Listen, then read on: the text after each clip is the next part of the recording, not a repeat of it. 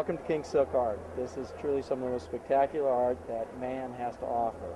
What you're seeing is this is all silk embroidered, and it comes from a province in China called Suzhou.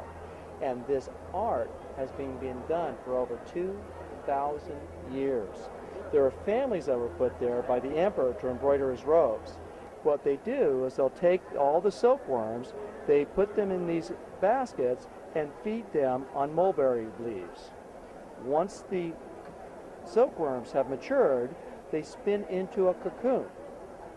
And here's an example of a cocoon stage. The cocoon itself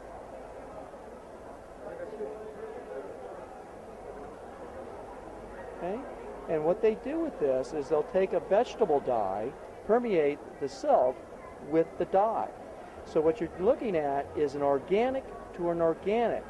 So the dye becomes a permanent fixture in the silk thread, and so it will never lose its color.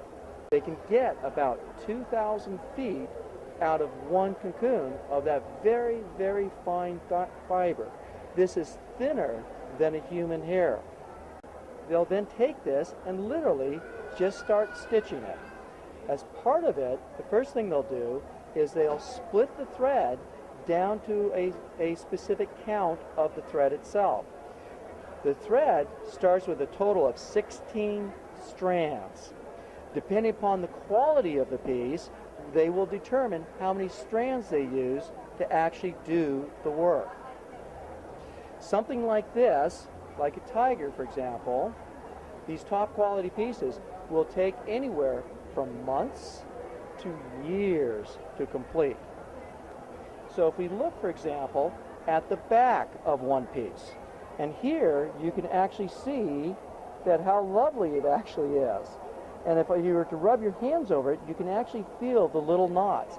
This is actually one of the key elements to tell you that this has actually been stitched by hand. So in fact, if we turn it over, and there's the front. Absolutely wonderful.